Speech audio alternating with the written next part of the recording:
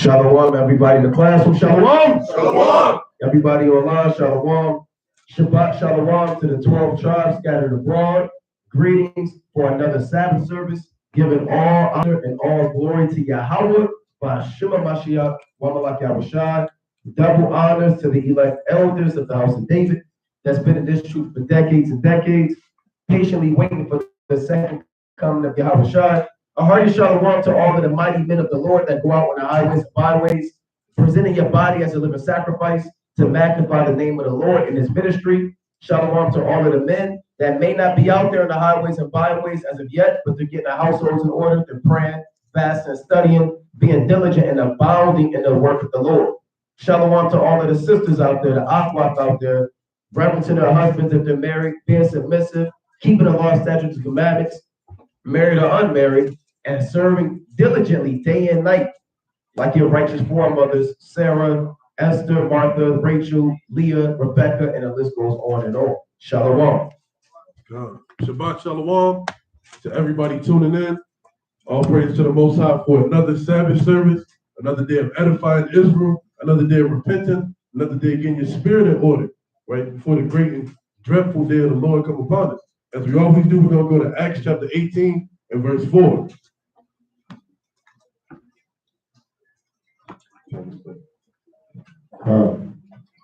Acts chapter 18 and verse 4.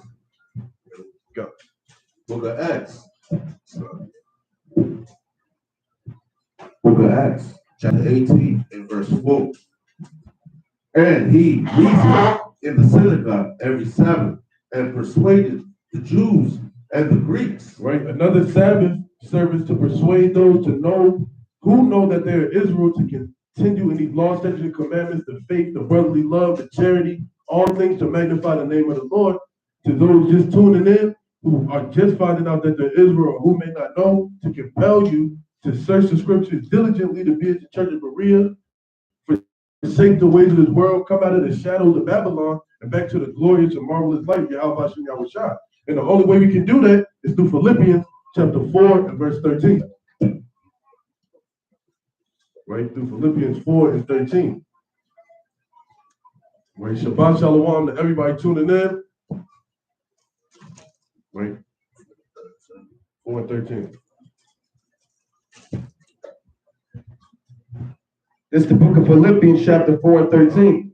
I can do all things through the Mashiach, which strengtheneth me. Right, through the spirit of Yahweh Hashem Yahushua, we're able to stand strong and boldly for the word of Yahweh Hashem Yahushua, cast down these false doctrines and get a proper and perfect understanding through precept upon precept. Right, and the only way you can do that, to go precept upon precept, is if you have the Holy Spirit. The Lord is dealing with you, man. Or if a man can teach you, man. You can't learn these things on your own, man. Right? It doesn't work that way. Right? Israel, you got a lot of people starting YouTube channels teaching false doctrine. That's blood on your hands, man. Right? If you just coming into this truth, take your time, get the understanding. Right? Take your time. Drink a lot of milk, shall I say. You hop in and eat meat. Come. And the Lord said, not a novice, lest being lifted up for pride, he fall into the condemnation of the devil. That's 1 Timothy chapter 3, 5 on down. All right, but we're going to begin in Deuteronomy, the 30th chapter. All right, we're going to begin in Deuteronomy chapter 30. And we're going to dive into the law, man. All right, Deuteronomy chapter 30, and let's read from the top. Deuteronomy 30 and 1. Book of Deuteronomy, chapter 30, verse 1. And it shall come to pass, when all these things are come upon thee, the blessings and the curse, which I have set before thee, and thou shalt call them to mind among all the nations, whither the Lord thy God hath driven thee. So this is another prophecy, right, by Moses about us being in captivity and finally understanding that we went through some of the blessings and we went through all of the curses. Right? Read it again. And it shall come to pass, meaning it will happen, when all these things are come upon thee, the blessings and the curse. Yeah, and the Lord knew that will go off, huh? Right? He read all the curses. Said, look, these curses, I know you, man. The Lord said, Moses told Joshua, after my departing, they're going to go off, man. Paraphrasing it. He said, they're going to go the hell off. And they're going to go through these curses. right? If you don't know about the curses, that's fundamental in this truth, right? That's the basics. Brothers should read the blessings in Deuteronomy 28, 1 through 14, and the curses in Deuteronomy chapter 28, verses 16 through 68. Right? Go on. Which I have set before thee, Right? and thou shalt call them to mind among all the nations, whither the Lord thy God hath driven thee. And that's what we're doing in the last days. We're remembering all of the punishments that we have been through and that are still going through for transgressing against the law, statutes, and commandments. Everything, and the brother Garrett got the cocoa. Why do blacks, Hispanics, and Native Americans catch up in America? Huh? Why do we break the commandments, man? That's right. It's not because you don't have enough money. It's not because you didn't pass the SAT score with flying colors, right? It's not because you didn't get that dream job. It's because we as a people have transgressed the laws and broken the commandments, man. That's plain. Come on, let's go to 1 Kings chapter 8 and verse 44. Right? 1 Kings 8 and 44. And that's what the Lord is doing. He's bringing it back to our remembrance, the sins that we have done. Right? Let it have been 5, 10, 15 years ago, we wouldn't know any of these things. So the Lord is bringing it back to our remembrance where we have erred, our forefathers have erred, and where our shortcomings have been, so that we can get right and inherit this kingdom, if it be the Lord's will. Book of 1 Kings, chapter 8, and verse 44. If thy people go out to battle against their enemy, wheresoever thou shalt send them, and shall pray unto the Lord toward the city which thou hast chosen, and toward the house that I have built for thy name, then hear thou in heaven their prayer and their supplication. Right? And so we are in battle, man. Right? 2nd Ezra 7 and 45, man. We're in the condition of the battle at all times, man. We battling these wicked Edomites setting things up to have us fall and come short. We battling these demons trying to hop on us. Right? We at battle at all the time, man. And we should be crying unto the Lord every day to be stronger, right? To endure, right? Reaching out to your brother, asking them to fast and pray for you, man. Right? That's what you do in battle, man. If Naquam is fighting let's say he's fighting a Philistine and he getting overtaken, what am I supposed to do? I'm supposed to hit a little one of them 300 rolls and start stabbing, man. Right. That's what you're supposed to do. Right, continue on, kid. Can I get a quick precept? Go on. Quick precept. This the book of Genesis, chapter 14. And I'm going to read real quick, Genesis chapter 14. And I'll start at 13. And there came one that had escaped and told Abram the Hebrew, for he dwelt in the plain of Mamre, the Amorite, brother of Eshcol, and brother of Aner. And these were confederate with Abram. And when Abram heard that his brother was taken captive, he armed his trained servants, born in his own house, 318, and pursued them unto death. See that? So when your brother gets taken captive, physically or spiritually, go get him back, man. Satan takes people captive, man. Bounded up by sins. And Yahweh said, whosoever commits sin is a servant of sin. And John chapter 8 and 43 on down. So brothers get taken captive by these demons in spiritual warfare. What did Abram do? Did he say, well, let Lot figure it out? He got it. No, he armed himself. He got his brothers, and he took his brother captive. Took his brother back from being captive, right? So your brother get captive and got a demon on him, go get him back, man. You know? God, that goes into Genesis 4 and 9, man. You are your brother's keeper, man. We're not asking no rhetorical question. I don't know where you at. Is that my brother's keeper? Yes, you are your brother's keeper, man. Right. Whatever your brother is going through, you're going through, man. You got to bear that burden which your brother is going through, right? Continue on, Jordan, Papa Show. 1 Kings, chapter 8, I'm starting at verse 45. Then hear thou in heaven their prayer and their supplication, and maintain their cause, if they sin against thee. For there is no man that sinneth not, and thou be angry with them, and deliver them to the enemy, so that they carry them away captives unto the land of the enemy, far or near. Yet if they shall bethink themselves in the land, whether they were carried captives, and repent and make supplication unto thee in the land of them that carried them captives, saying, we have sinned and have done perversely. Right? This is the same thing that's being said in Deuteronomy chapter 30 and verse 2. Right? You got to cry unto the Lord and confess your sins. That's what repentance is.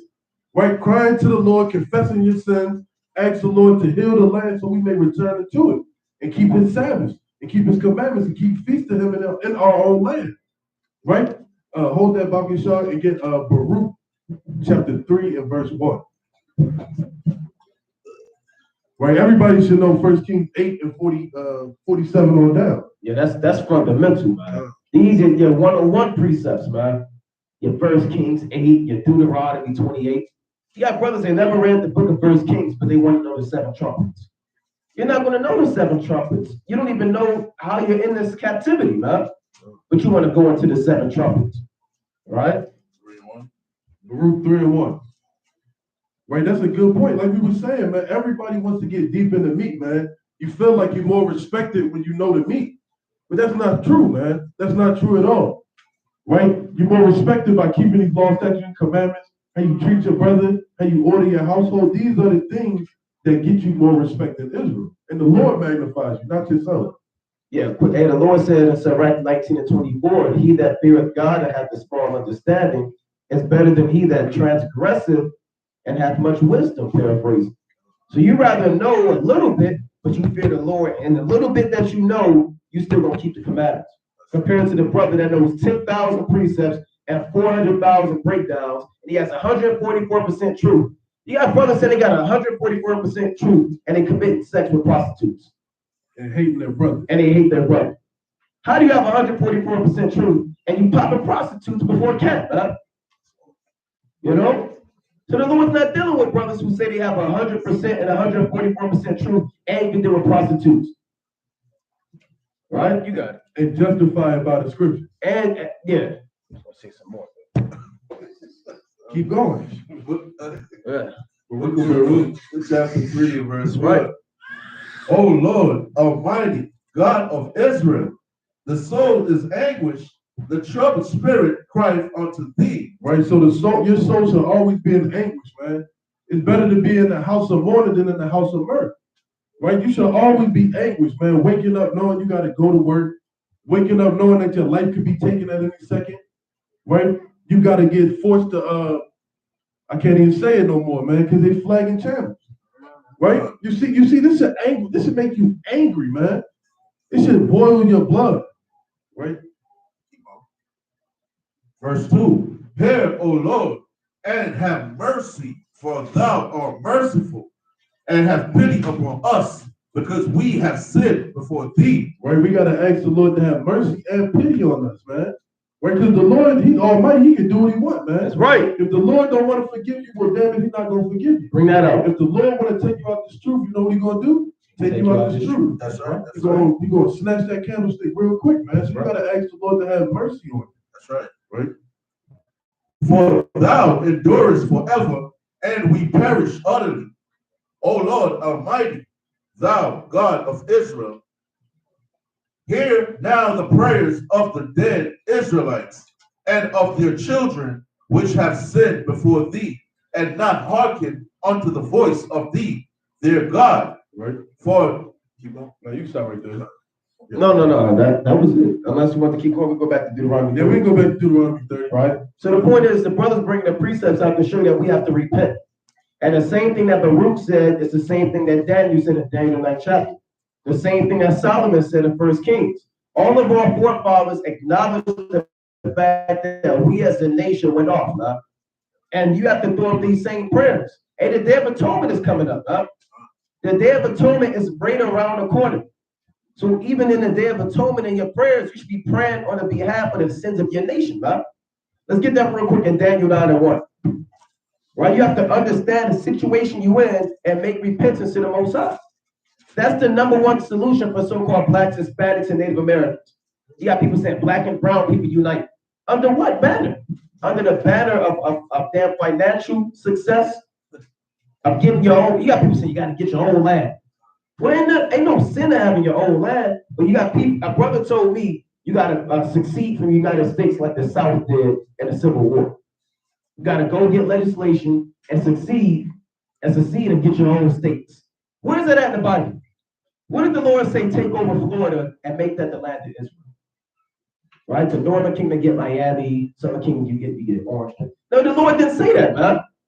Right? Let's read that Daniel 9:1. Book of Daniel, chapter 9, and verse 1. In the first year of Darius, the son of Ahasuerus, of the seed of the Medes, which was made king over the realm of the Chaldeans. Right?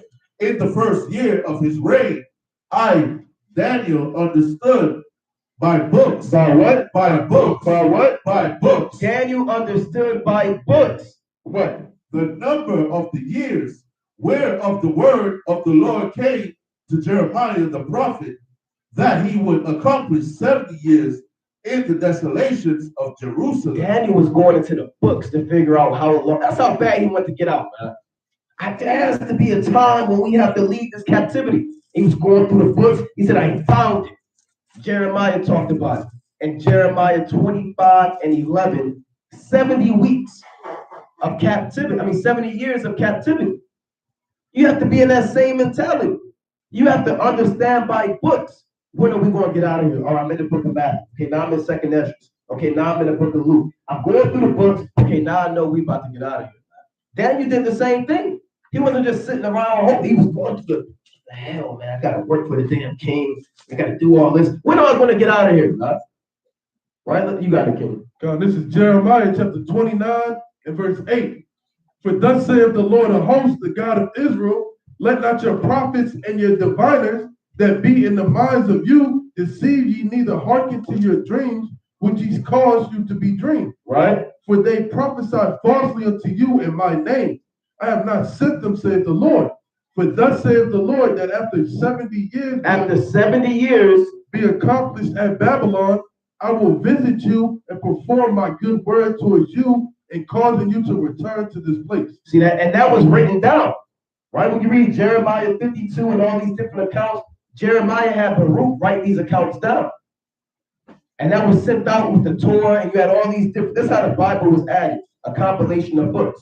So Jeremiah was going, Daniel said, I understand by books, man, the number of years. Let's read on to Daniel 9:1.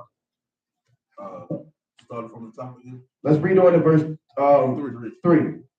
Verse 3. And I set my face unto the Lord God to seek by prayer and supplications with fasting and sackcloth and ashes. Right? And I prayed unto the Lord my God and made my confession and said, O Lord, the great and dreadful God. No, the nice, loving God. The great and dreadful God. Kisses and hugs. The great and dreadful God. Dreadful God. The great and dreadful God, right? Keeping the covenant and mercy to them that love him and to them that keep his commandments. Right? We have sinned. No, it's just me. We have sinned. We. You got a lot of brothers saying, I. And I did this, and I did me, and I touched the stove. Is that a sin, Lord? Will forgive me. And I did this. It's we have sinned as a people. Right? Now, of course, you have to acknowledge your individual sins, but don't neglect your nation. Huh? We have sinned. That's heavy. That's taking on the burden of your people, right? Because the brother may not be repentant, but you're repenting on his behalf. Right? We have sinned and have committed iniquity and have done wickedly and have rebelled, even by departing from thy precepts and from thy judgment. So what is sin? Departing from the precepts. You got brothers saying, why do you go? You can't go precept upon precept. That's a sin. If you don't go precept upon precept. If you depart from the precepts, that's a sin, man. You going out your own head, that's a sin. If you want to serve other gods, that's a sin, man. I'm sick of these Christians. You can't go here a little. Daniel said that's off, man. Even by departing from thy precepts, which are commandments. You know? So the point is, make supplication on behalf of your people once you know that you're an Israelite and you realize why we're in this situation that we're in. That's the point of the matter. Right, let's go to Nehemiah chapter 8. And you can start at verse 5. Start at verse 2. Right, start at verse 2. Right, and it's important to come together and pray as a unit, man. Right, your respective congregations. right? It's important to fast together as a congregation. As a nation, it's important to do that, man. Right? You got people against nationwide fast. You got people against coming together and praying on one accord, man. These people are contrary to what the Bible speaks. And you got brothers saying, we reach out to want to do a nationwide fast. It never works. Let's not do it. It never works. Well, we don't want to do that. We're not associated with any other Hebrew Israelite group. Where's that at in the Bible? We're not associated with any of you other you Israelites, right? Who are you to call a fast? Yeah, who are you to say we should do a nationwide fast? We're not associated with you, right? We do our own thing. You got to watch out for brothers like that. If you're not associated with any other Hebrew Israelite group and all hell breaks loose, you got to watch that brother, man. Because he's saying that he's not your brother. I'm associated with all my family, man. If you sincerely believe in Yahweh Bashar Shai, right, you may not even actually call upon the name of the Most High, you still my brother. Even if you say the Most High, you may say God, you may say Jesus. If you sincerely believe in the Lord and you diligent and you fear the Lord based off of your works, and guess what? You my brother in this thing. That's what Yahweh Shai said in Matthew chapter 12. Right? When Yahweh Shai pointed to the apostles, he said, these are my brothers, this is my mother and my brother. Them that do the will of the Father. So if anybody's doing the will of the Father, guess what? That's your brother. That's your sister. That's your father. That's your mother. Huh? You know? You can start at verse 1. Book of Nehemiah, chapter 8, and verse 1. And all the people gathered themselves together as one man into the street that was before the water gate. And they spake unto Ezra, the scribe, to bring the book of the law of Moses, which the Lord had commanded to Israel. Right, so everybody got together on one accord, and they commanded Ezra to bring the book of the law. Right? No, they didn't say bring the book of the Medes. Right? Bring the Babylonian, I don't know, whatever the Babylonians read. The Chronicles of Nabonidus. Bring all these folly books. No, they commanded them to bring the book of the law of Moses, commanded to Israel. Right, keep going, Bobby Shaw. And Ezra the priest brought the law before the congregation, both of men and women. Right, so it wasn't just the men that heard the law, it was the women. Right, it's a congregation that said your women shouldn't be in the Passover. Right, what type of folly is this, man? It said, so like they said, women aren't even in the truth. Come on, man. It's just men. No woman is in the truth. They just know that they're Israel. Right, so the Lord says that to men he called, but there's women who do good works. Right, there's women who help the apostles. There's women who labor, man. Right, so he called men, women, children, everybody in the congregation who was building up the wall. Right, and all that could hear with understanding upon the first day of the 7th month. Right, and what's the first day of the 7th month? You brothers know?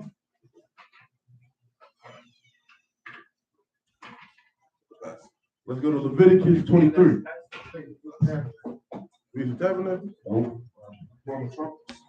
Say it again. The memorial blowing of the trumpets, man. That's the memorial blowing of the trumpets. Right? Now don't worry about it. We keep going. That's right. Verse 3. So that's the first day of the 7th month, memorial blowing of the trumpets. Right? That's September. Let me see. Yeah.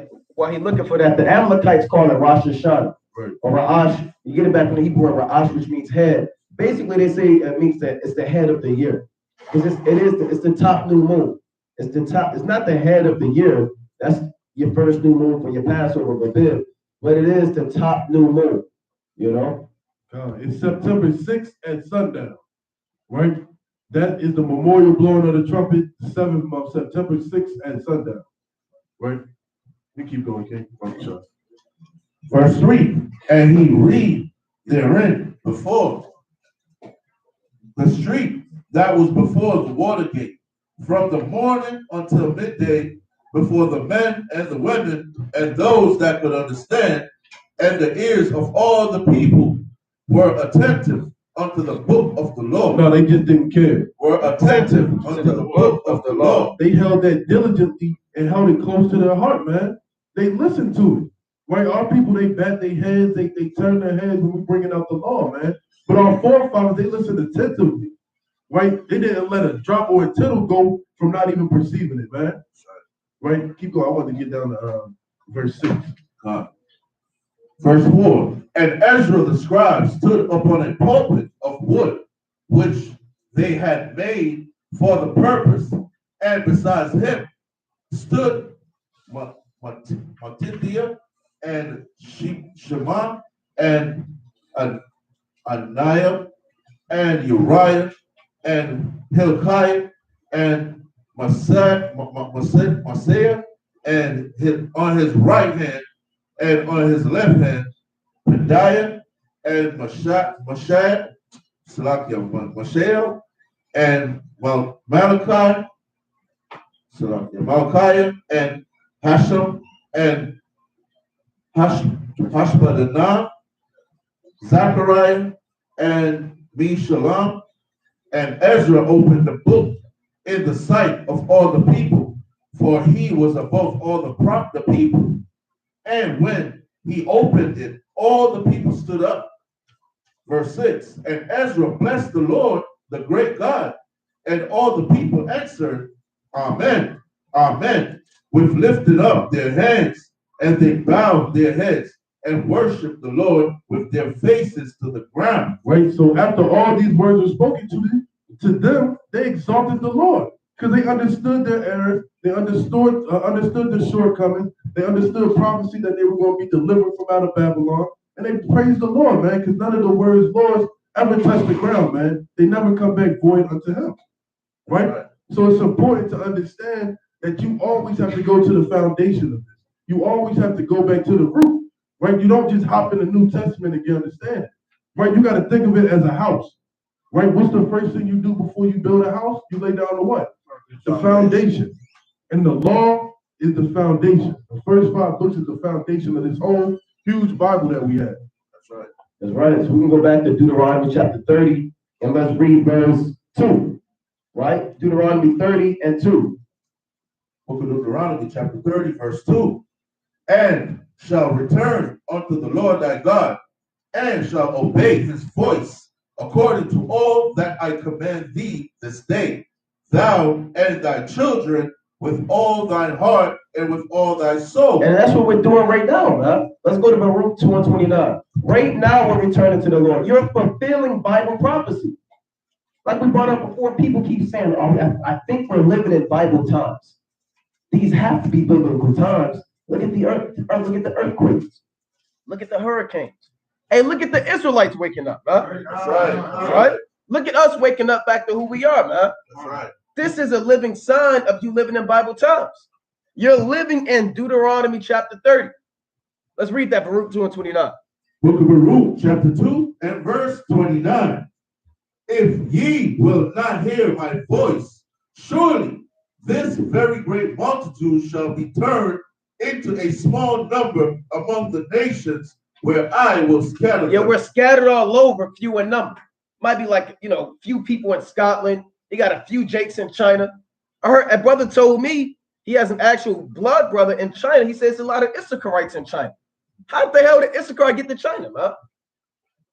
You got Issacharites in China. You got damn he says it's a lot of Benjamites in the UK. Obviously, brothers know that. Jake is everywhere, man. Whole lot of Benjamin and Levi in the UK. Right? He said a lot of them went up to build after World War II, man. So let's go on. Verse 30. For I knew that they would not hear me, because it is a stiff-necked people. Yeah, we hard-headed, man. Nobody's more hard-headed than the so-called Black, Hispanic, and Native American man. That's right. Man, you tell Jake something, and they always got something to say. They always got something to say. The Lord not dealing with your opinion, man. And every Jake think they know every damn thing.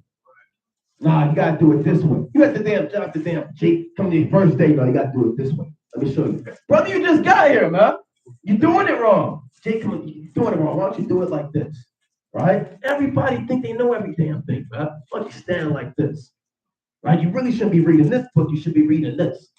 I'm so sick of our people in that stiff-necked spirit, man. You ask them, you got them in to hear the word. I am the word. Man, somebody told us something last time. We asked their nationality. He said, I'm a grown man. No, he said he really said I'm a grown woman. That's what he said. He said I'm a grown ass woman, and it was a man. He was like, I'm a grown ass woman. That's what he said, man. He said, when we asked him his nationality. So like, I asked her sister. I said, you got a minute? She said, I'm gonna listen to my past. I'm gonna listen to my past. People say I'm hood. A brother in Detroit asked another brother what's his nationality. He said I'm gang. Where's that at in the Bible, man? Gang. Yeah, they from the trenches. Read on, King. Damn, gang. But in the land of their captivity. Hold on, the Lord said, although we wasn't listening, we're stiff-necked. The prophecy says, in the land of our captivity, rather that's America, Brazil, England, wherever you are captive at, right? In the land of their captivities, they shall remember themselves. What the Lord say? They shall remember themselves. Aren't we remembering who we are? Aren't all of the pieces linking back up? You putting on your fringes, right? You're keeping the commandments. You're getting your house back in order. You wonder, damn, I am an Israelite, man. Only the Lord can put that spirit on us right now, man. Go on. Verse 31. And shall know that I am the Lord their God, for I will give them a heart and ears to hear. And that's what the Lord did. The only reason we're in this thing is because the Lord got us in this thing. It's not because you finally got your seminary school degree and your pastor license, and now you're finally able to understand. No, the Lord gave us the ears to hear, which is a mind. The Lord gave us instruction and opened up our heart to be able to finally understand this Bible, man. You know? That's a blessing, man, from the Most High, man. It's a gift, if you will, pursuant to Romans the 5th chapter. That's right. All praises. So we can go back to Deuteronomy 30 and 4. Book of Deuteronomy, chapter 30, verse 4. Let's read 3. 3. Come, verse 3. That then the Lord thy God will turn thy captivity and have compassion upon thee, and will return and gather thee from all the nations whither the Lord thy God hath scattered thee. Yeah, let's go to Revelation 7 and 9. All right, let's read about us. And Christians love this verse, man. You tell them the Lord only came to Israel. Well, what about Revelation? We dealt with that last time. The Asherite who went to Revelation 7 and 9 and had no understanding. We're scattered. We're the only people scattered in every nation. Right? Bring that out. Now, you may have other nations in other places, but they chose to go there. We didn't choose to go here to America. We didn't choose to go to Haiti. We didn't make an executive decision to say, all right, we're going to drop the Levites over here and the Benjamites. No, this was by force. That's right. So let's read that. Book of Revelation, chapter 7 and verse 9. After this I beheld, and lo, a great multitude, which no man could number. It's the 1/3, right? Of all nations. Of all nations. And kindreds, and people, and tongues, stood before the throne, and before the Lamb, clothed with white robes, and palms in their hands. Who's that? The Israelites scattered abroad. That's right. In every nation. Speaking every tongue. You got Israelites that speak French, man. Fluently. You got brothers that got YouTube channels in the truth. All he do is German. He's speaking German. You can't really watch it, but you can. But you don't know what he says. He's going into the precepts, and he's speaking German. Brothers speaking Russian. And they in the spirit, man. Because we're scattered amongst all of the nations, man. Right? So you have precept. Yeah, Deuteronomy 28 and 64. God. Right? And then you got Acts 2. You had Jews out of every nation. Right? And they all could understood each other because they spake in a different tongue. Book of Deuteronomy, chapter 28 and verse 64. And the Lord shall scatter thee among all people from the one end of the earth even unto the other, and there thou shalt serve other gods, which neither thou nor thy fathers have known, even wood and stone. Right, so this was a judgment for us breaking the commandments, man. Right, the Lord said he's going to scatter us all over the world, man. That's why not just the 144, or not just the 1/3 is going to look like brothers in Baltimore, man. You're gonna have brothers that look like white men, Chinese men, sisters that look like Arabs, right? Because we scattered everywhere, right? We intermingled, right? But the spirit didn't leave, man. Right? You are what your father is. And the Lord is reaching out to whoever got that spirit and is part of the elect. So let's go back to Deuteronomy. Actually, let's read Deuteronomy 30 and 3 again. Right? Deuteronomy chapter 30 and 3. Deuteronomy chapter 30 and verse 3. That then the Lord thy God will turn thy captivity. Meaning free you. That's what that means. And have compassion upon thee, and will return and gather thee from all the nations whither the Lord thy God hath scattered thee. Right, go on. If any of thine be driven out unto the utmost parts of heaven, from thence will the Lord thy God gather thee, and from thence will he fetch thee. Yeah, let's go to Matthew 24 and 29. How is that going to happen, man? How are we going to be gathered out of all these different nations? Are we all going to just get a boat, and everybody get on the first boat, and the first stop is Israel? Then he got to go drive to, he got to damn sail to England and pick them up and drop them back off. Then he got to sail to Germany. That'll take forever, man. How are we all going to get picked up simultaneously? Let's go to that precept. Let's go to Matthew chapter 24 and 29. Book of Matthew, chapter 24, verse 29. Immediately after the tribulation of those days, immediately right after Jacob's trouble, go on, shall the sun be darkened, and the moon shall not give her light. Yeah, the wisdom and knowledge and understanding of the other nations is going to be at wit's end, right? And the stars shall fall from heaven. Yeah, the missiles are going to drop on the earth. And the powers of the heavens shall be shaken. Mighty kingdoms are going to be broken down. Go on. And then shall appear the sign of the Son of Man. And then you're going to see the Son of Man. Who's the Son of Man? Yahweh Shah. You're going to see him. You're going to be in Jacob's trouble. You might be getting chased by an Edomite. You might be in a damn cave somewhere. You're going to hear the trumpet blow. The sky going to go dark. And you're going to see Yahweh Shah. Right. And you're going to lose your damn mind. Go. Salaki, it's more on that? Yeah. In heaven, and then shall all the tribes of the earth mourn, and they shall see the Son of Man coming in the clouds of heaven with power and great glory. Yeah, and how is the Lord loving everybody? Is when he returns, all the tribes of the earth are going to mourn. Shouldn't they be happy? Oh, Jesus is coming. They're going to mourn. The Lord shows you that the other nations, they hate him. They're party poop, huh? You know? Like when you were a kid and you throwing spitballs and you damn doing the football, you know, the little triangle football, right? Then the principal walk in the classroom. Right? You're like, people got to straighten up, man. People get upset, man.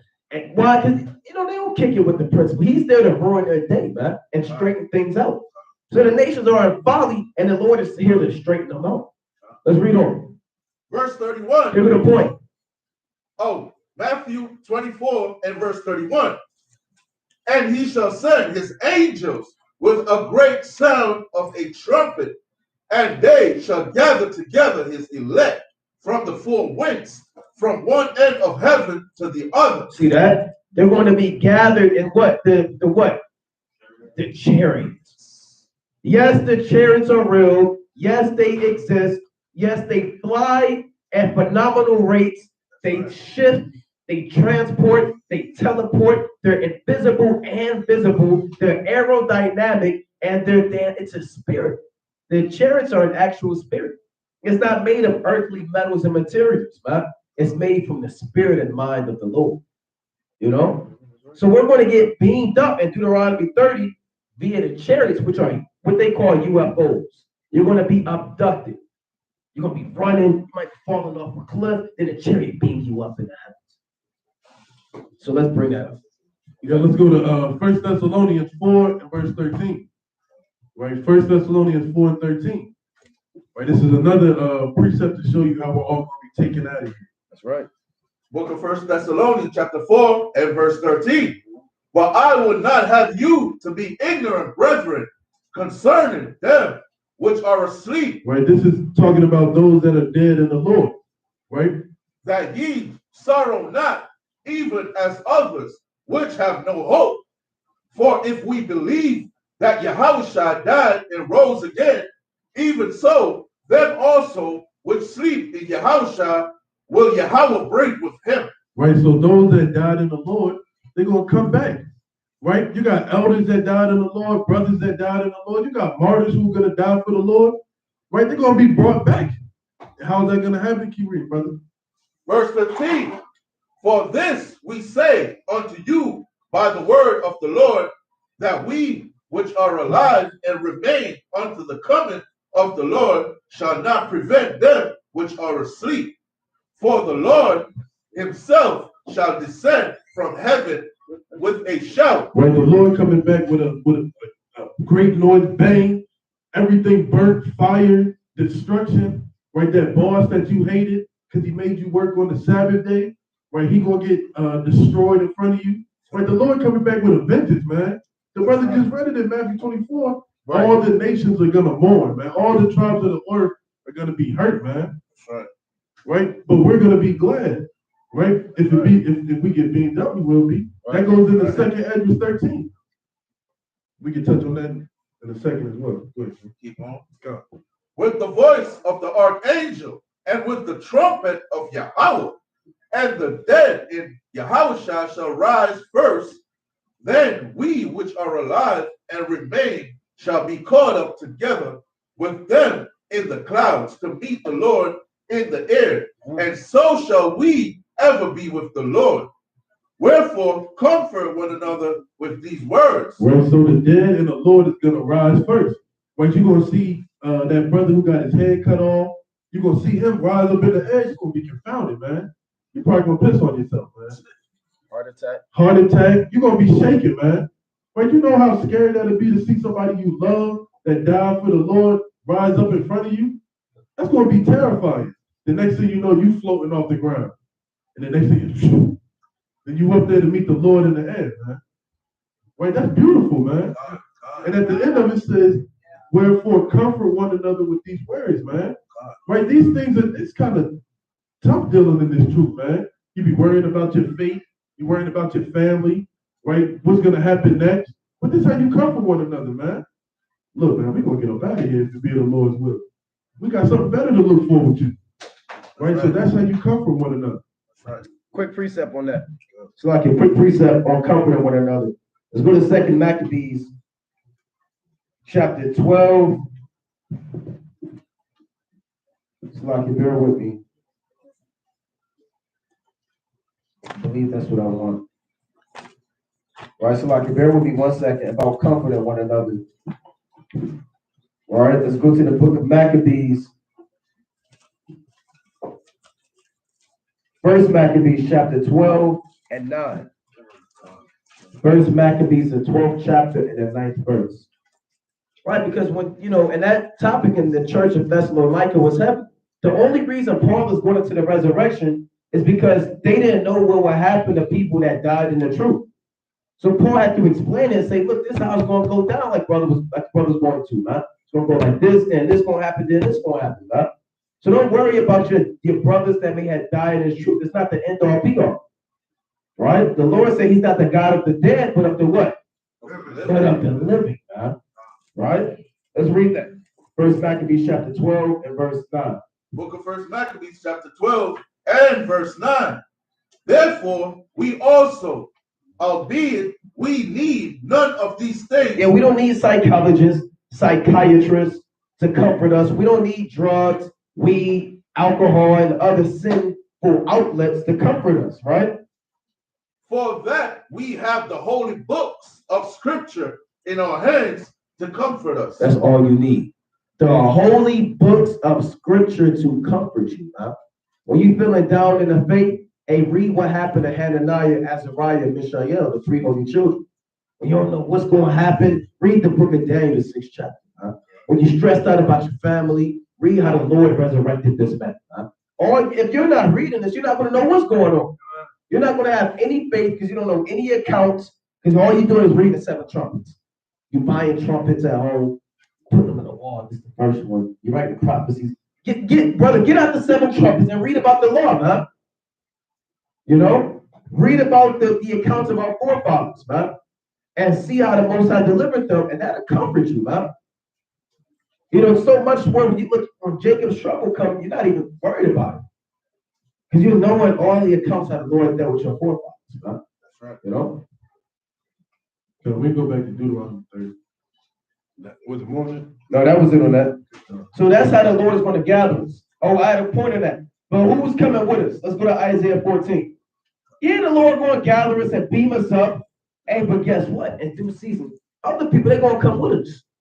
We don't want to be lonely. You understand? We don't want to just be by ourselves, man. Woe unto him that is alone. That's what the scriptures say. Right? Two are better than one. Right? Maybe 100. Maybe 100, man. Let's go to Isaiah 14. Right? Isaiah 14:1. Who's coming with us in the kingdom? Let's read it. Book of Isaiah, chapter 14 and verse 1. Hey, Slack, when I first heard this verse in the truth, I went crazy. I said, that's in the Bible? I said, damn, man. Then we go to verse 21. Then we went to second Ezra's. We go to this. Hey, man, your pastor's not bringing us out tomorrow. You got brothers watching this video and you're going to go to church tomorrow to see if we really breaking it down right. I'm going to just give them a shot. Let's see if they're breaking it down right. All right? Ask your pastor about Isaiah 14:1 and 2. You know what they're going to say? It already happened. It already happened. Just leave it alone. Right. We're not leaving it alone, man. Go to Isaiah 14:1. Book of Isaiah, chapter 14 and verse 1.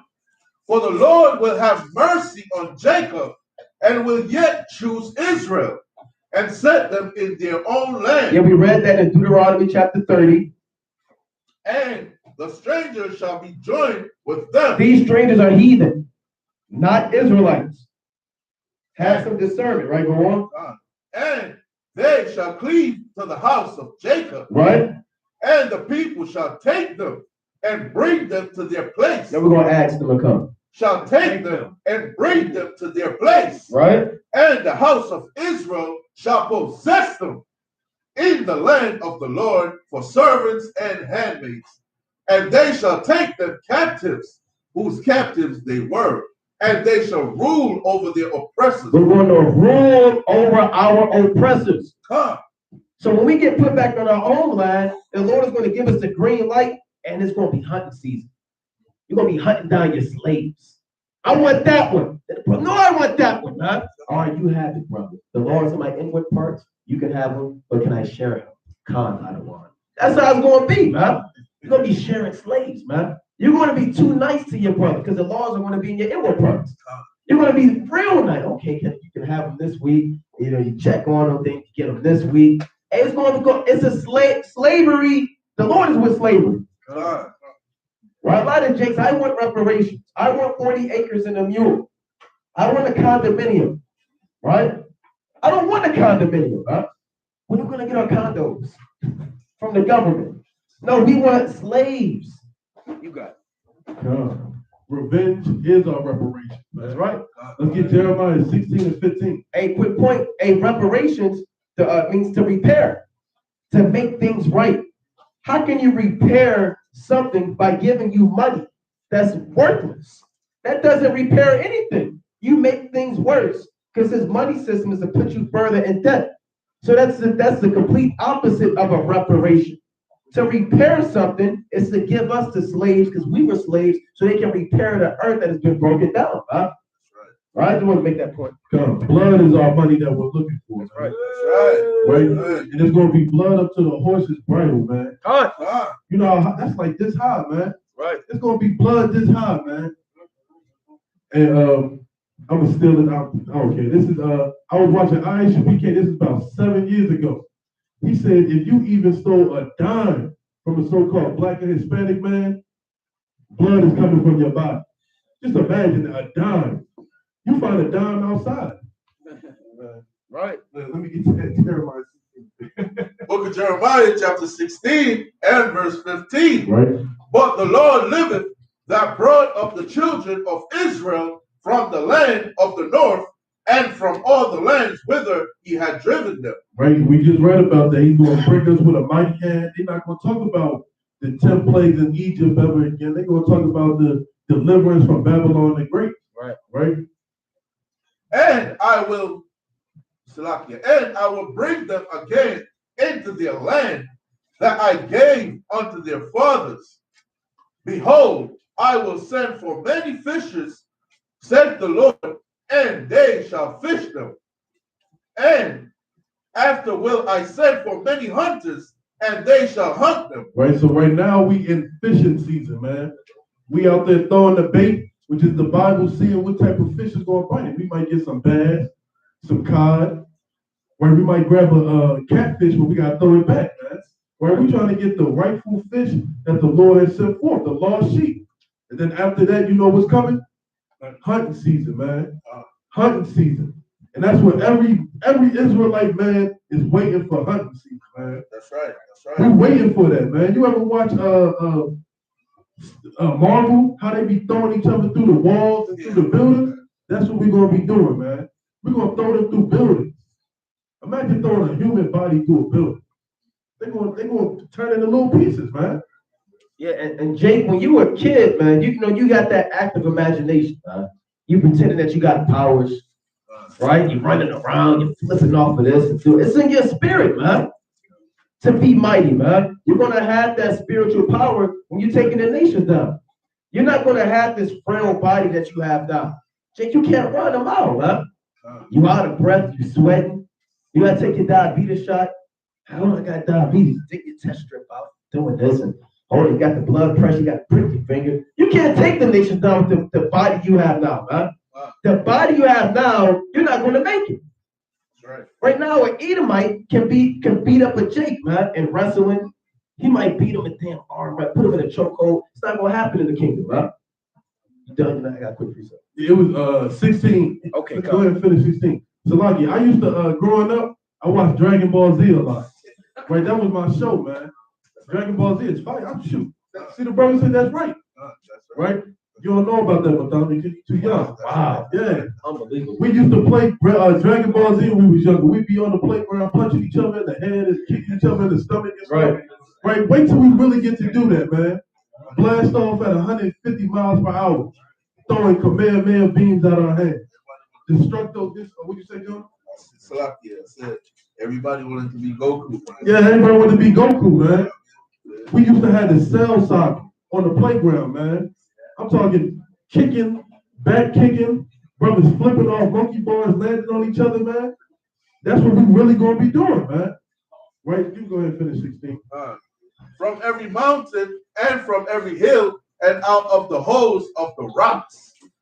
For my eye, Now that's it. We're gonna be hunting them from everywhere, man. No, they secret bunkers. They're gonna try to set up space stations. They're gonna try to do all these things to hide from the children of Israel. The hunters that are gonna be out there. But ain't no hiding, man. Every eye is gonna see where they at. Right? We're gonna perceive where they're at, man. We're gonna be like the angels, man. We're gonna be just like the angels. I'm gonna link it up. Zechariah 12:6. Hey, the Bible explains everything, man. How we're going to get delivered, how we're going to get our slaves, the mentality we're supposed to have in the last days. There is no stone left unturned when it comes to the Lord. Zechariah 12:6. Right? Zechariah chapter 12:6. Book of Zechariah, chapter 12 and verse 6. In that day will I make the governors of Judah like a hearth of fire among the wood. Yeah, the other nations are the wood and we're the fire. And like a torch of fire in a sheath. And they shall devour all the people round about on the right hand and on the left. Yeah, there's no resistance when you light a bundle of hay on fire. The hay don't fight back and the fire fight. It's a complete disaster. Let's read on. And Jerusalem shall be inhabited again in her own place, even in Jerusalem. We're going to be gathered back in our land. Let's read on. The Lord also shall save the tents of Judah first, that the glory of the house of David and the glory of the inhabitants of Jerusalem do not magnify themselves against Judah. So the Lord raises up Judah first. Go on. In that day shall the Lord defend the inhabitants of Jerusalem, and he that is feeble among them. He that is feeble among them. At that day shall be as David, and the house of David shall be as Yahweh. What the Lord say? And the house of David shall be as Yahweh. Right, read. as the angel of the Lord before them. So hold on, the Lord said, he that is feeble shall be as David. Right? Now, how David killed tens of thousands. Let's go to 1 Samuel 18:6. David killed tens of thousands of people.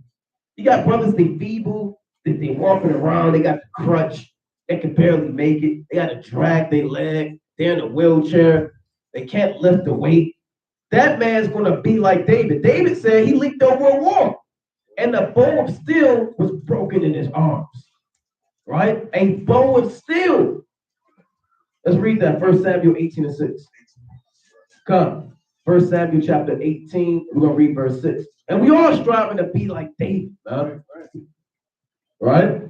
And the Lord said, the house of Israel, or the house of David, shall be as God. Imagine that power. You're going to be like the Most High. You're going to do what you, hey, it's going to be bad. It's going to be bad. Imagine the Lord said the house of David shall be as God. And the Lord can do anything, man. You might stir up the elements and damn drown the nations. You summon up all of the water, you throw a flood on the nations, man. You can do whatever you want to do, man, in righteousness. Right? Bring that up. Book of 1 Samuel, chapter 18 and verse 6. Right? And it came to pass, as they came, when David was returned from the slaughter of the Philistines. And it's going to happen all over again, man. We're going to return from the battle, right, of slaughtering the Philistines, the Edomites, and the other nations. That the women came out of all cities of Israel. And that's what's going to happen, man. The women are going to come out and we bring the slaves. They're not going to eat now. They'll tell you, why would you say that to him? Don't talk to him like that. Let's just go. Do you see what they're doing? That's racist. That's mean. It's Eve doing this. Eve have this mentality now. You slaughter the white man and they come out and rejoicing. Not Eve is twerking. Eve is damn shaking body. Being off, man, rapping. You're doing all types of stuff, man. Tell you if they can't hear the truth, that they don't want to hear. Yeah, a brother told me, his woman told him, hey, either choose me or choose that Bible. And you better not choose that Bible. That's what she told him, straight up. She said, she was like, straight up and down. She kind of looked up straight up and down. It is what it is. And the brother chose the Bible. For a minute. Then he went back to his woman. Read it again from the top, 1 Samuel 18:6. Book of 1 Samuel, chapter 18 and verse 6. And it came to pass, as they came, when David was returned from the slaughter of the Philistines, right, that the women came out of all cities of Israel, right, singing and dancing. And they wasn't doing the dancing you thinking of. A lot of brothers get mine so bad. The dancing, you think you're reading, they say, damn. No, it's not the dancing that's going on now, man.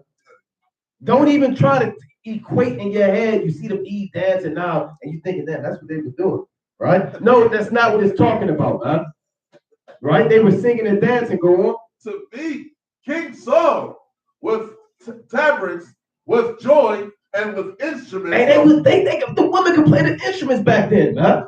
On the damn saxophone, the tabrets, go on. Of music, and the women answered one another as they played. So they answer like one say this, then the other say that.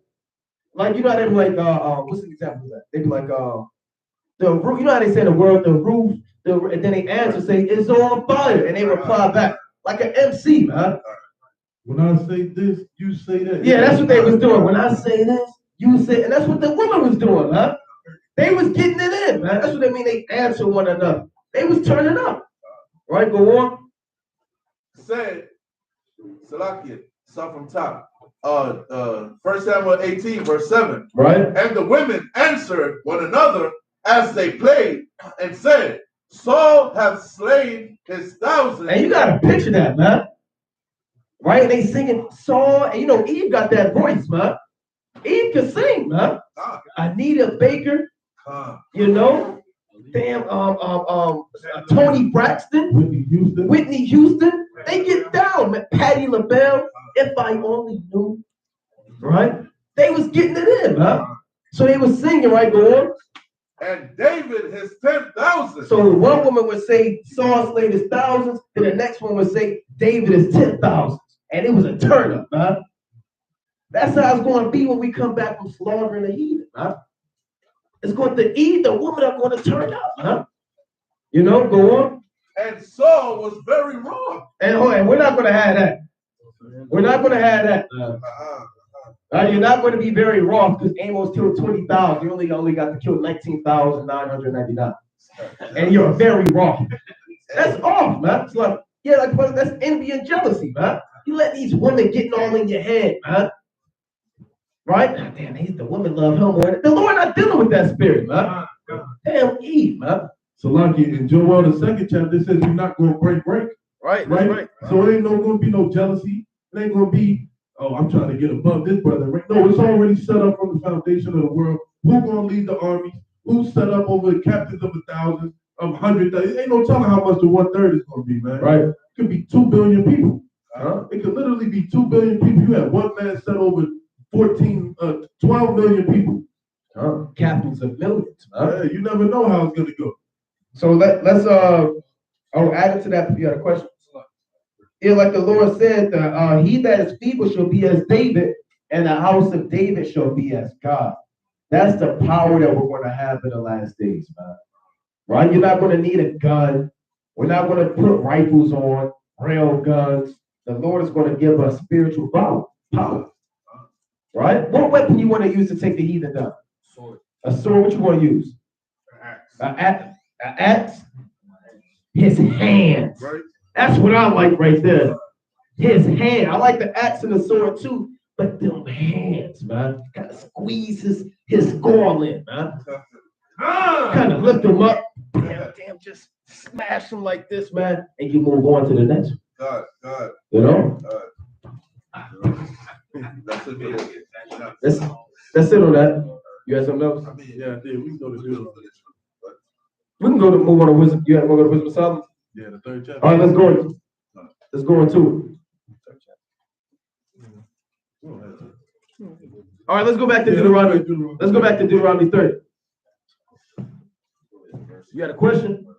Okay, we're gonna hold it. All right, let's go to Deuteronomy 30. And this should excite you, man.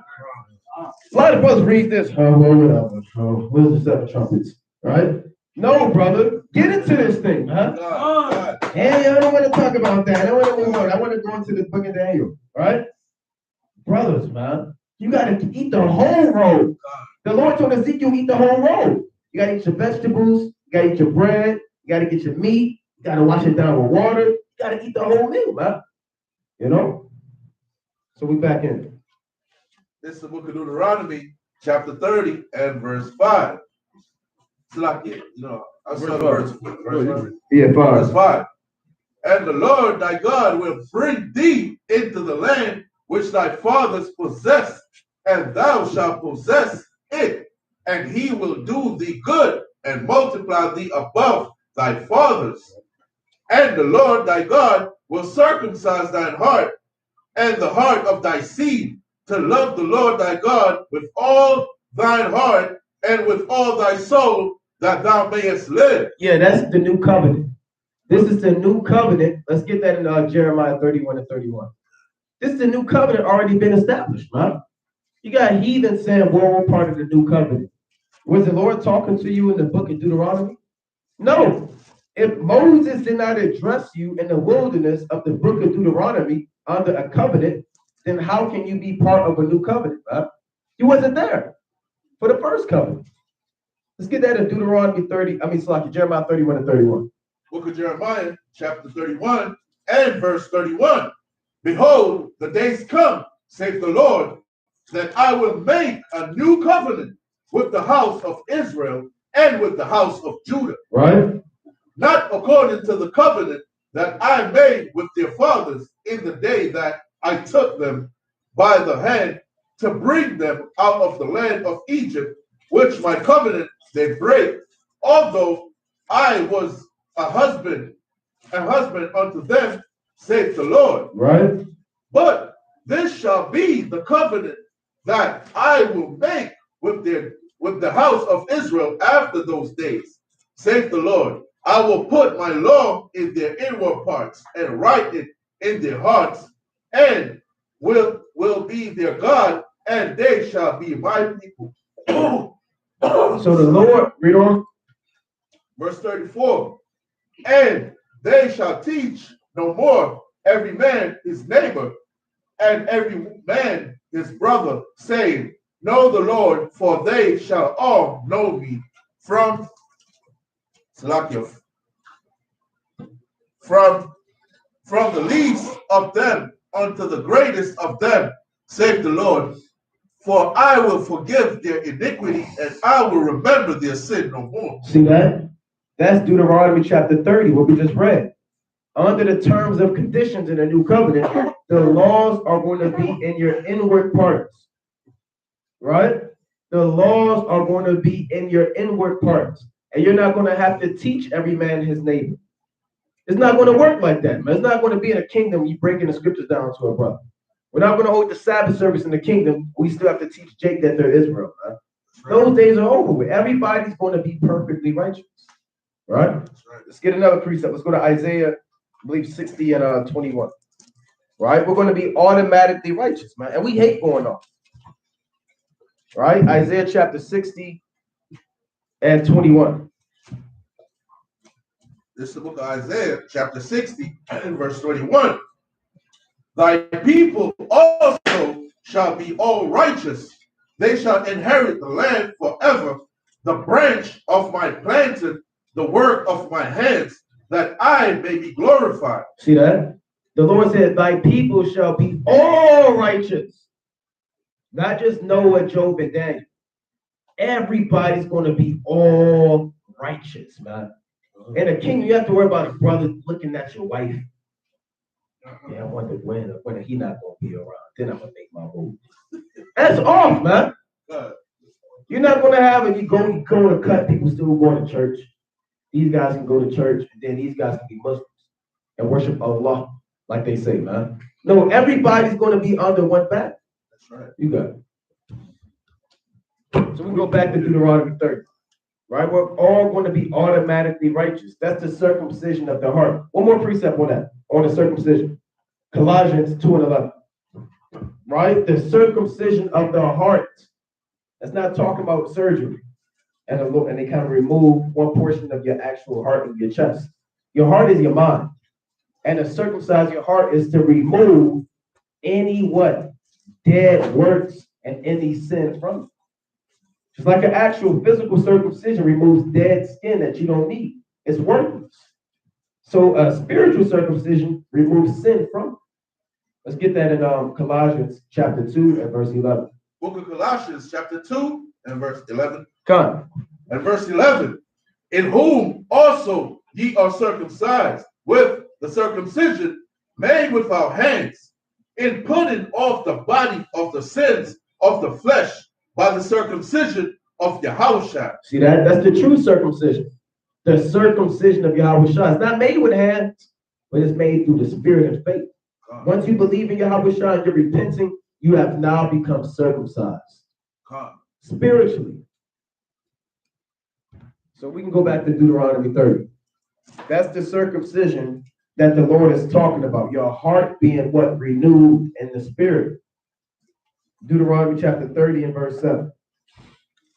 Book of Deuteronomy chapter 30 and verse 7.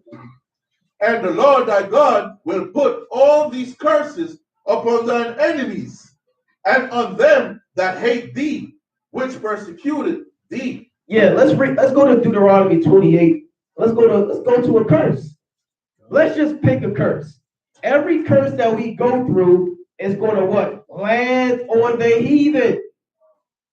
Double fold. Let's go to Deuteronomy 28 and 54. Let's just pick a curse. Let's see, this is going to happen to the heathen. Let's read that. Book of Deuteronomy chapter 28 and verse 54. So that the man that is tender among you and very delicate. Nah, this is the Edomites. Hey, Bob, how you doing? Shake your hand. Right? How was snowboarding? Right? I went to Denver snowboarding. How was it? Oh, it was nice. Right? Did you talk to Tyrone about cleaning up the floor? I'll get to that nigga when I feel like. See, that's the tender and delicate for them. Go on. his eye shall be evil toward his What the brother. Lord is saying? His eye shall be evil toward his It's gonna brother. be bad in the kingdom for them, man. They're gonna be beefing. They're gonna be looking at each other how Jake look at each other, man. They're gonna be walking past each other. I hate you. Right? You said what? What you wearing? They're gonna be looking at the color. You got that on? Right? Who said you could wear that, man? You from that ghetto? You from Amos Plantation? No, I'm from Knockpond Plantation. Let's get it, man. It's gonna be on site, man. Brother's gonna be holding down the plantation, man. Like Jake holding down the block.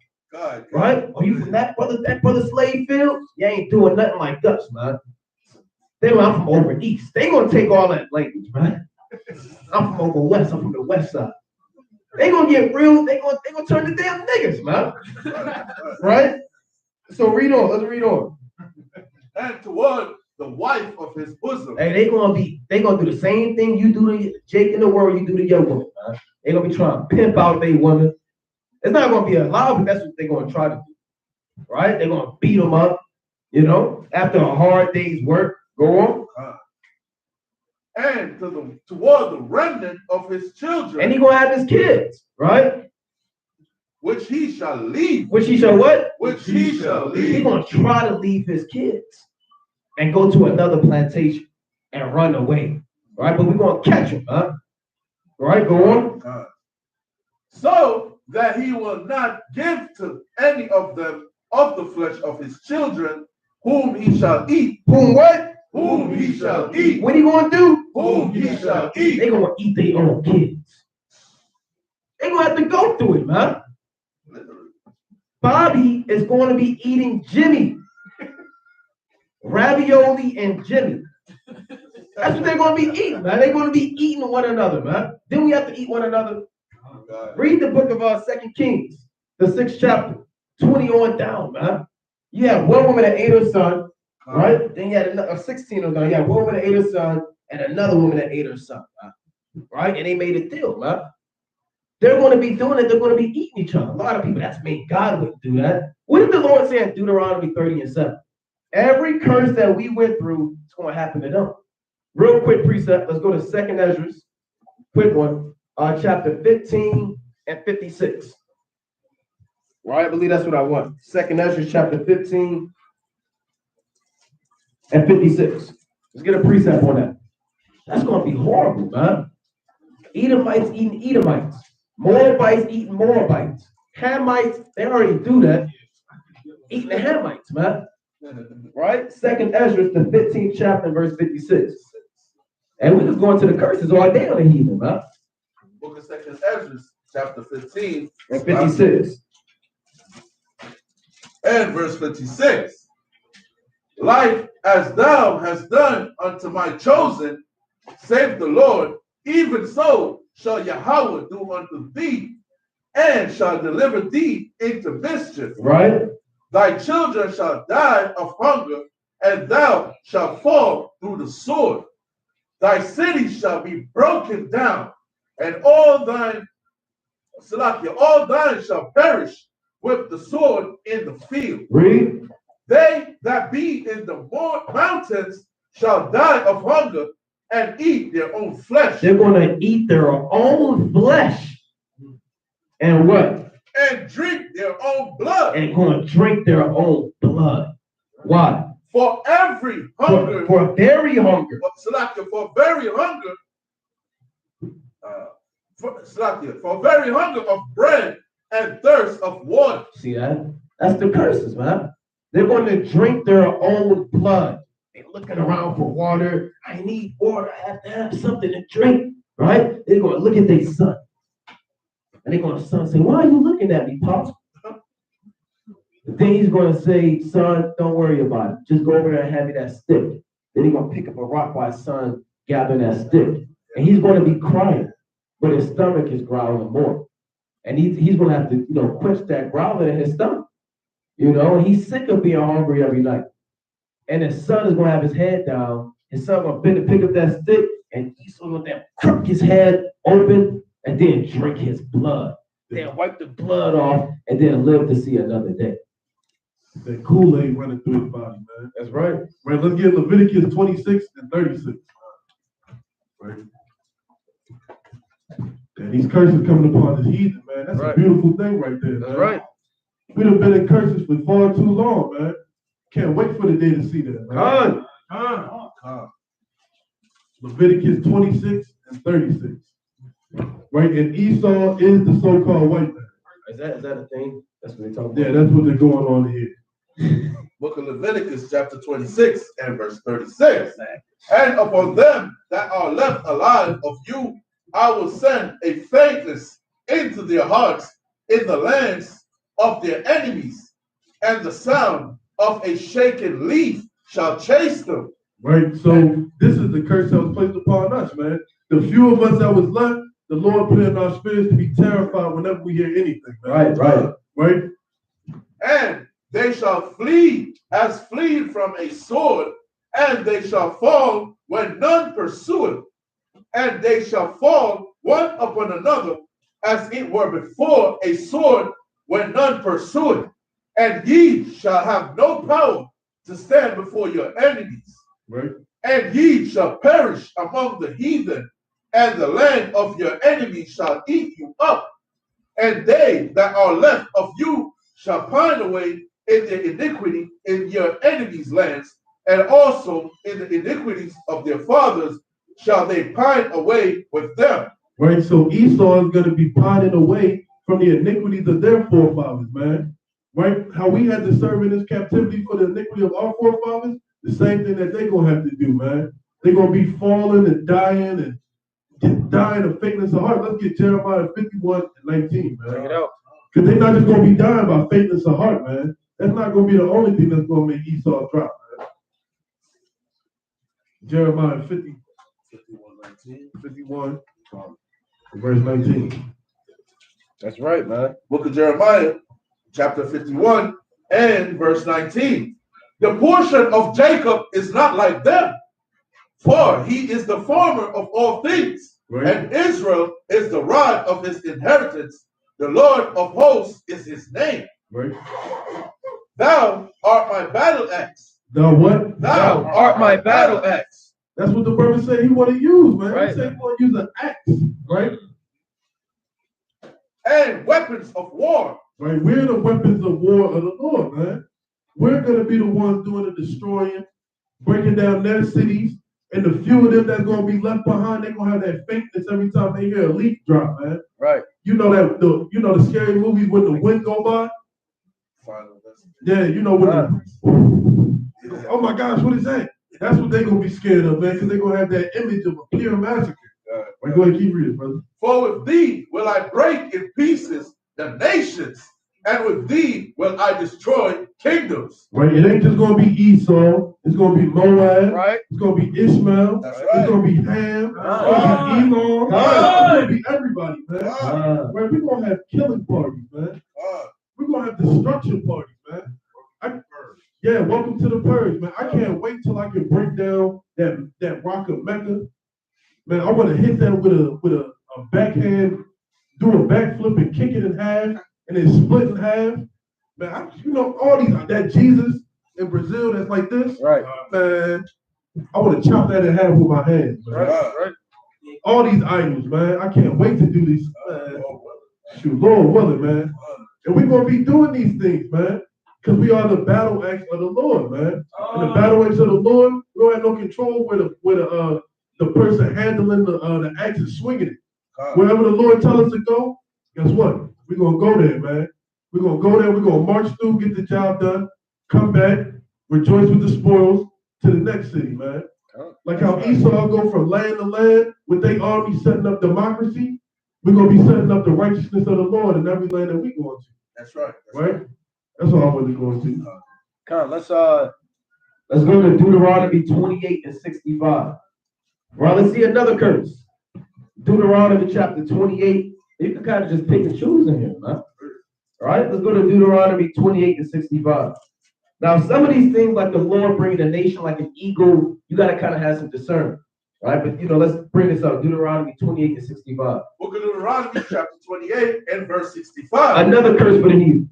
And among these nations shalt thou find no ease, neither shall the sole of thy foot have rest. But the Lord shall give thee there a trembling heart, and failing of eyes, and sorrow of mind. Yeah, sorrow of mind is depression. They're going to be depressed. They're not going to have any ease. Right? A lot of people say, well, our slaves in the kingdom, they're going to be okay. Right? They're going to be all right. They're going to sit upon thrones too. I heard the brother say that, man. My slaves are going to be sitting on thrones, man. If that's your mentality, you don't need to make it, man. Right. We can't use a brother who wants his slaves sitting on thrones. That's right. They are slaves. That's right. And they're not going to get no ease. Right? A lot of brothers, well, we're going to be real nice to them. Yo, you're not.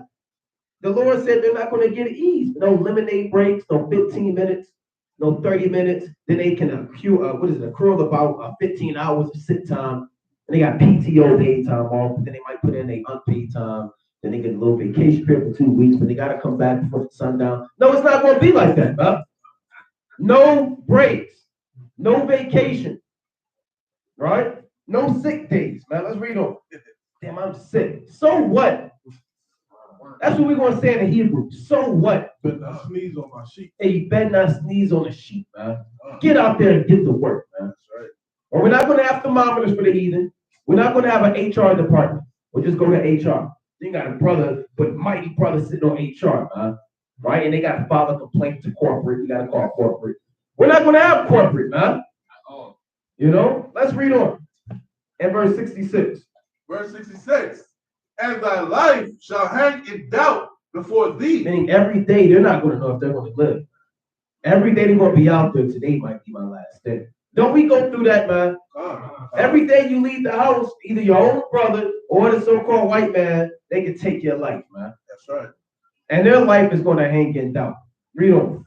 And thou shalt fear day and night, and shalt have none assurance of thy life. Right, go on. In the morning thou shalt say, would Yahweh it were even. Yeah, when they get to work at 6 in the morning, they're going to wish that it was evening so they can get off of work, man. It's going to be bad. And at what?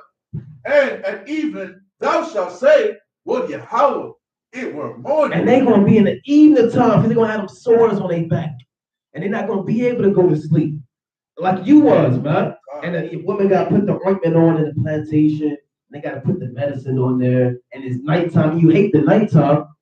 And sometimes you work all these damn hours. When it get nighttime, your damn back start aching, man. That's right. That's right. Right? Your knees start aching if you got arthritis. Like, damn, I wish it wasn't nighttime, man. Just when you think you can relax, your damn body get worse, man. So you wish it was the morning time. But in the morning time, you catch the hell of the plantation. You wish it was nighttime. Right. You don't get no ease here, man. That's how it's going to be for the heathen. All right, let's read on. For the fear of thine heart, wherewith thou shalt fear, and for the sight of thine eyes, which thou shalt see. And they're going to see things they never saw before. They're going to see lynching, rape, robbery, murder, extortion. All right, go on. And the Lord shall bring thee into Egypt again with ships. With what? With ships. So who else is going into slavery on ships? The other nations, man. They're going into slavery on ships. Egypt is captivity, man. Because Micah, he may not live next to it. Micah might live through an island somewhere, huh? But Micah needs slaves. Because that land isn't going to till itself. He wants to see if there's gold in that land. Mike, are you going to go out with a pickaxe and a hard hat? No, he might want slaves. Now, Amos, he might have 10,000. Now, Amos, he's willing to give you 5,000. But they're not going to fly there. He's not put them in his chariot. He's going to make them build the boat. And they're going to build the boat. Then they're going to get in the bottom of the boat. Right? They'll have a diaper on with fridges on. Right? Because they got to wear fridges in the kingdom. They can't wear, what they want to wear. They have a diaper on with fridges and a black eye. And they're going to be at the bottom of that ship. And they're going to be tossed and turned. It's going to be hot there. It's going to be bad, man. They're going to slip and fall off the bed. They're going to be shackled up. Let's read on to 20 to 68. From top again. God. Deuteronomy 28, verse 68. And the Lord shall bring thee into Egypt again with ships, by the way whereof I spake unto thee. Thou shalt see no more again. You're not going to see America again. There are condos and high rises, France and the Eiffel Tower and the London Bridge. thou shalt see it no more again. And there ye shall be sold unto your enemies. What the Lord say? Ye shall be sold unto your enemies. And we're the enemies of the Edomites. That's right. They're going to be sold unto us. Cheap. Go on. And you gonna have people are going to be trying to get the top slaves, man. I want Antiochus Epiphanes the fourth. This brother, he might want Donald Trump, right? He might want the Rothschilds. He might want David Rockefeller. He might want Alexander the Great. Hey, he might want Pontius Pilate. He might want Titus and Vespasian, Herod, man. Right? Haman from the book of Esther, man. Right? Ptolemy. Right? These are your top slaves, man. They're going to be sold to the enemies for what? For bondmen and bondwomen, and no man shall buy you. Yeah, Rocky's not going to save them.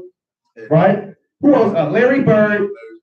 Who else they got? The Terminator, Hulk Hogan, Arnold Schwarzenegger, Rambo.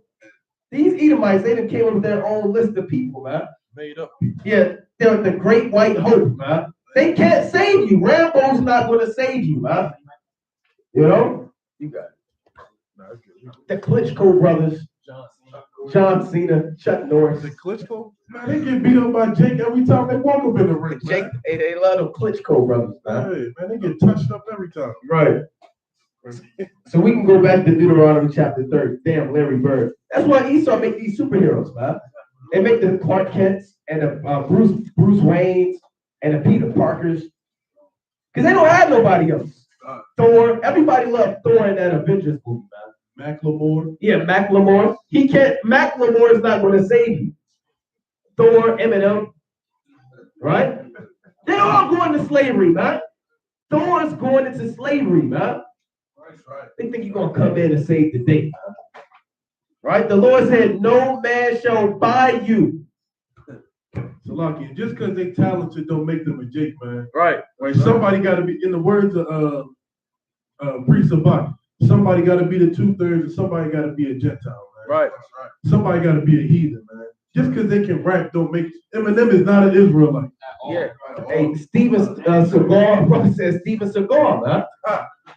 Right? He can't save you, man. Them old nasty Steven Seagal movies. Bruce Willis. Right. Bruce Lee. Yeah, Bruce Lee. Yeah. You're not going to be able to break no legs. Yeah, so we're going to go back to Deuteronomy chapter 30 and verse 8. Deuteronomy chapter 30 and verse 8. And thou shalt return and obey the voice of the Lord, and do all his commandments, which I command thee this day. And the Lord thy God will make thee plenteous in every work of thine hand, in the fruit of thy body, and in the fruit of thy cattle, and in the fruit of thy land, for good. For the Lord will again rejoice over thee for good, as he rejoiced over thy father. So we're going to be married, man. You're not going to be depressed. You're not going to have brothers broke. You're not going to have women getting abortions. You're not going to have children killing the parents, man. I just saw in the news, a brother sent me an article, a toddler shot his was that his mother? Salakia, that's the brother who be hit me up on DM. Oh, that's wow. his daughter-in-law. Wow. The brother hit me up and told me about it before it came out. Wow. Right, so y'all pray for that brother. His family's in the truth. Right, that sister and that family, they in the truth. Right, wow. He came out to a couple camps, so y'all pray for that family. Yes, that's the curse, man. A toddler shot the mother, man. These are the curses, man. We're not going to have that in the kingdom, man. 3-year-olds, damn, getting caught in a house fire, burning up to death, man. 21-year-olds getting shot in drive-bys. Brothers, we don't even know what it means to have peace, man. Your vacation to the Cancun is not peace, man. You can't even drink the damn water. Oh, wow. Yeah. Wow, you see that? You got to throw prayers for your people, man. We go through it all the time. Right? Like I said, they do it the Turk and Caicos, right? For your honeymoon. That's not peace, man. Peace is when your enemy's under you, man.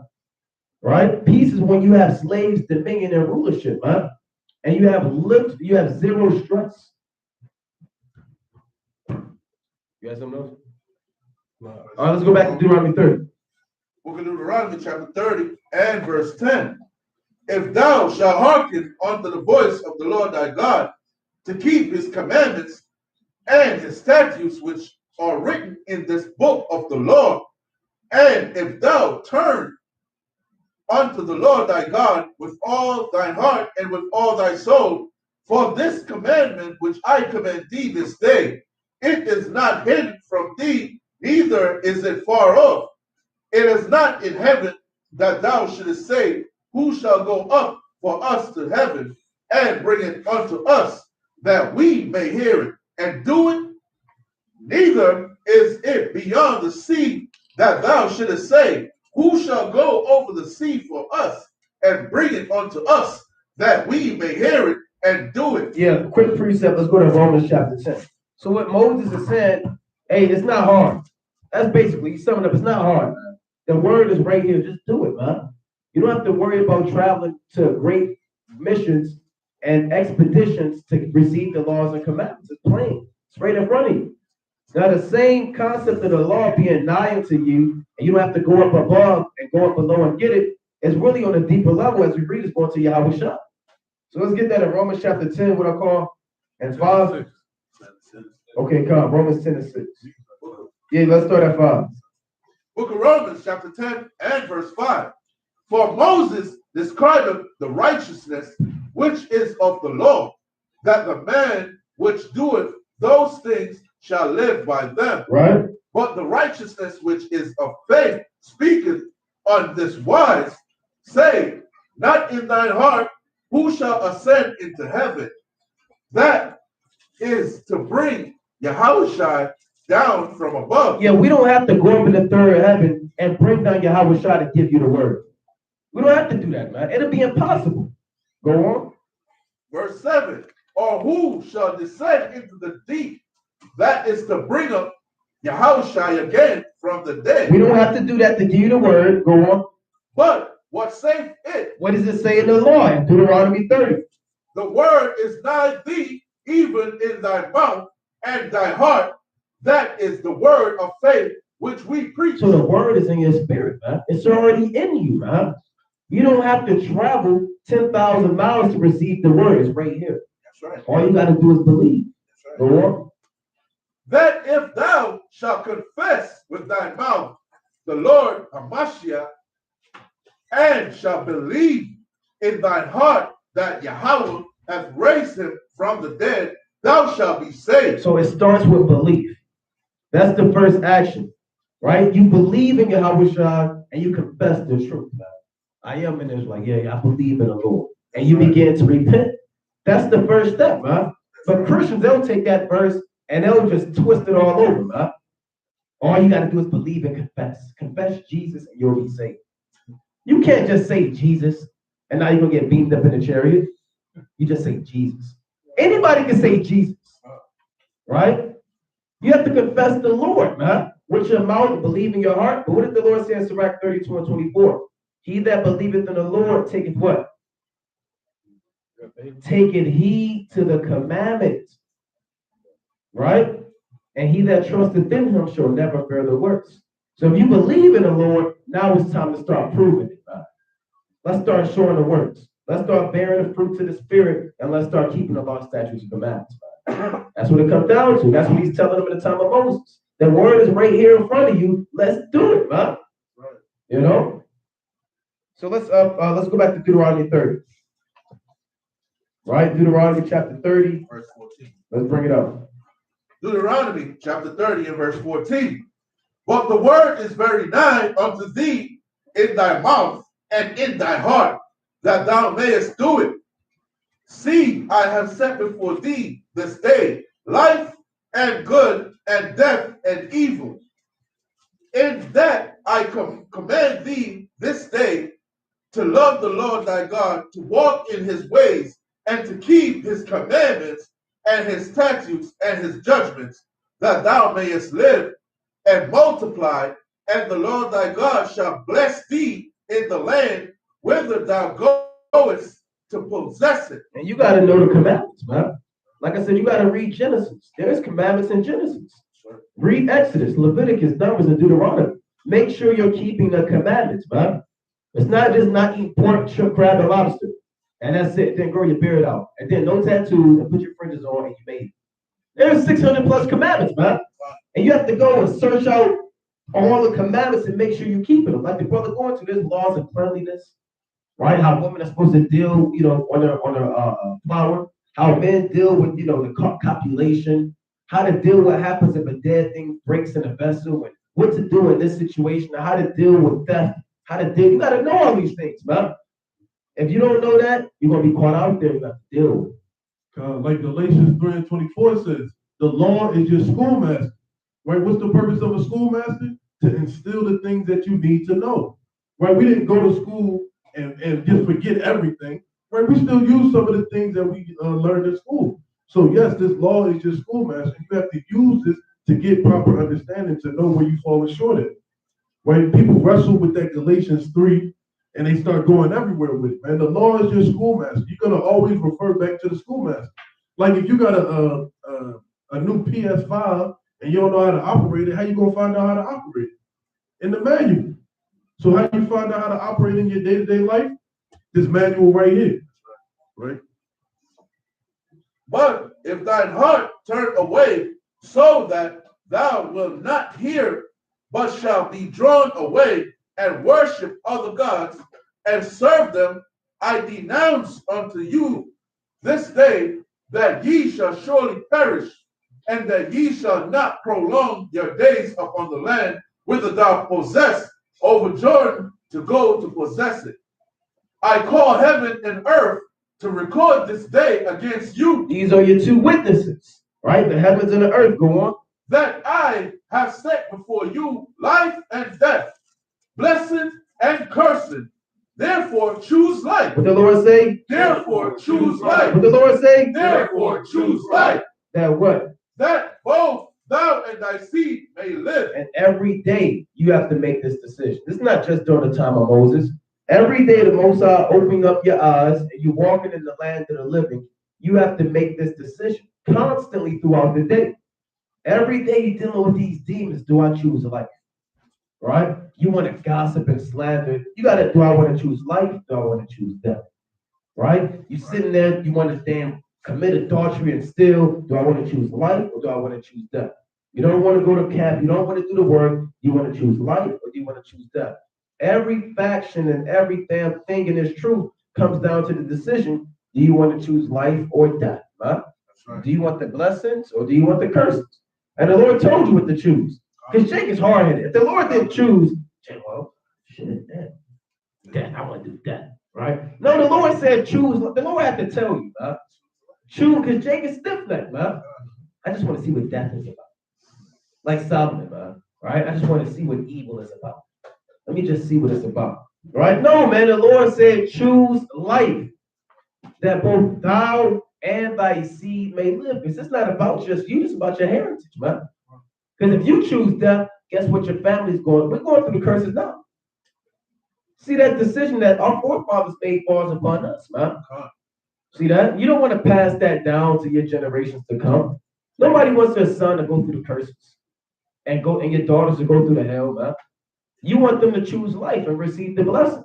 So you make the decision for yourself when you come back on the earth and for your sons, man, and your daughters, you know?